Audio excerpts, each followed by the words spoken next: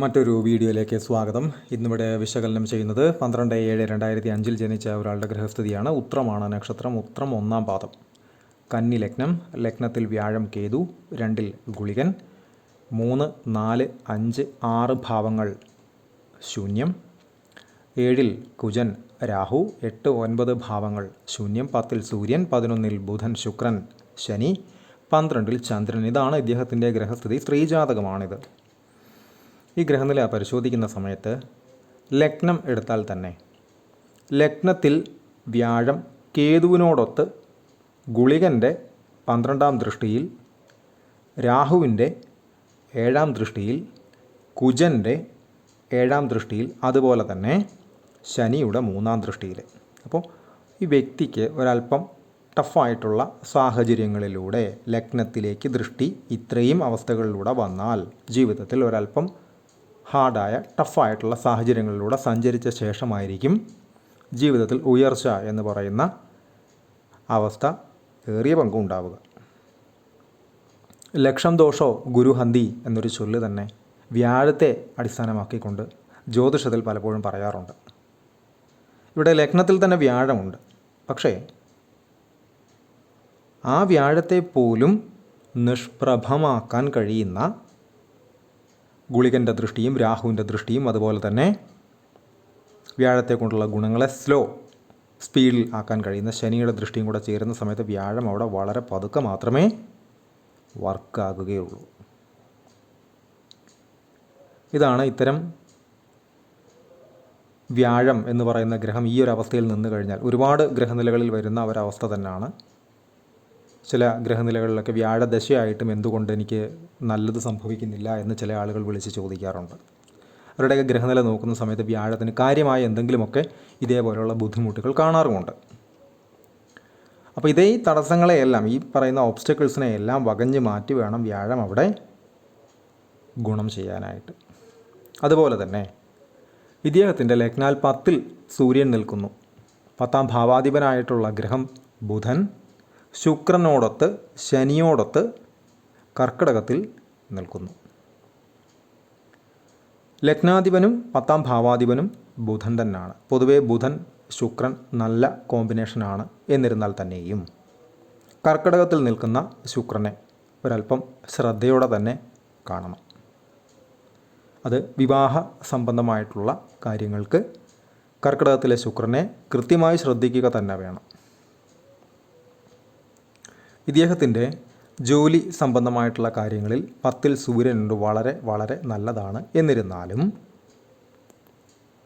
10-ാം ഭാവാധിപൻ ശനിയോടൊത്ത് നിൽക്കുന്നത് കൊണ്ട് ഒരല്പം താമസം, വൈകുക, ഡിലേ പോലെയുള്ള കാര്യങ്ങൾക്ക് ശേഷമായിരിക്കും സ്ഥിരമായിട്ടുള്ള വരുമാനം, ജോലി എന്ന് പറയുന്നൊരവസ്ഥയിലേക്ക് ഇദ്ദേഹം പ്രവേശിച്ചു കഴിഞ്ഞാൽ അതിൽ പിന്നീട് ഗുണം, നേട്ടം, മെച്ചമൊക്കെ ഉണ്ടാകത്തക്ക രീതിയിലുള്ള കാര്യങ്ങൾ സൂര്യൻ അവിടെ കൈകാര്യം ചെയ്ത് അദ്ദേഹത്തിന് അനുകൂലമാക്കി കൊടുക്കും. സൂര്യനിലേക്ക് കുജൻ്റെ 4-ാമത്തെ ദൃഷ്ടിയുമുണ്ട്. അപ്പോൾ ജോലി സ്ഥലത്ത് പെർഫെക്ഷനിസ്റ്റ് സ്വഭാവം, ജോലി സ്ഥലത്ത് ഒരല്പം കാർക്കശ്യം കാണിക്കുന്ന സ്വഭാവമൊക്കെ ഇത്തരക്കാർക്ക് പൊതുവേ ധാരാളമായിട്ട് കണ്ടുവരാറുണ്ട്. അതുപോലെ തന്നെയാണ് ഇത്തരക്കാരുടെ വിവാഹം എന്ന് പറയുന്നത്. ലഗ്നാൽ 7-ൽ കുജൻ രാഹു.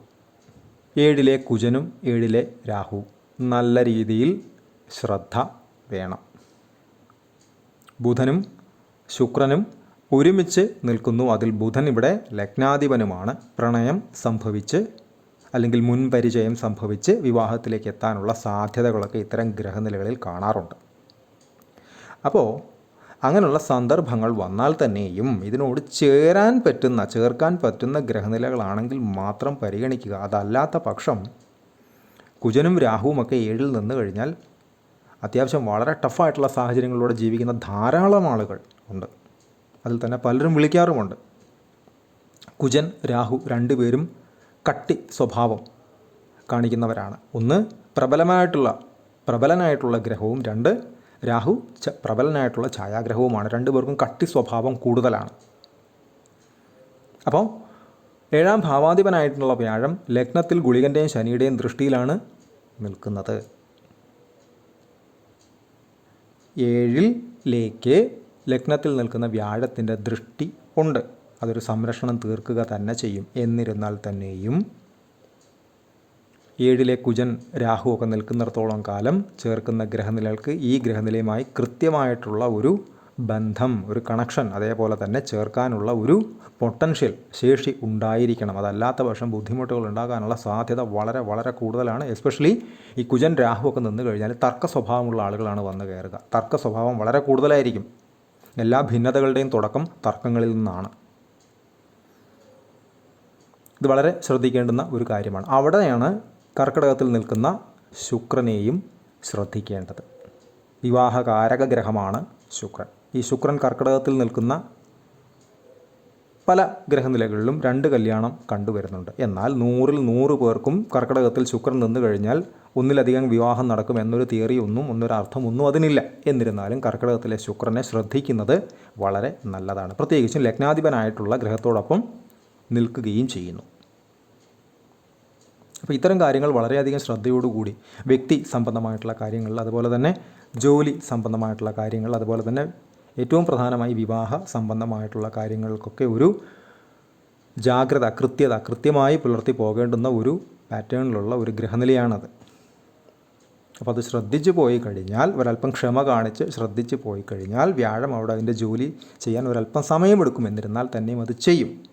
കൃത്യമായിട്ടുള്ള പരിഹാരങ്ങൾ കൂടെ ചെയ്ത് പോവുകയാണെങ്കിൽ അതൊന്നുകൂടെ വേഗത്തിലാവുകയും ചെയ്യും. എന്ന് വച്ചാൽ ഒരു നെഗറ്റീവ് ഉണ്ടാകുന്നുവെങ്കിൽ പോലും അത് കണ്ണിൽ കൊള്ളേണ്ടതിനെ പുരുകത്ത് കൊള്ളിച്ച് നിർത്താൻ പറ്റും എന്ന് പരിഹാരങ്ങളിലൂടെ മനസ്സിലാക്കുക.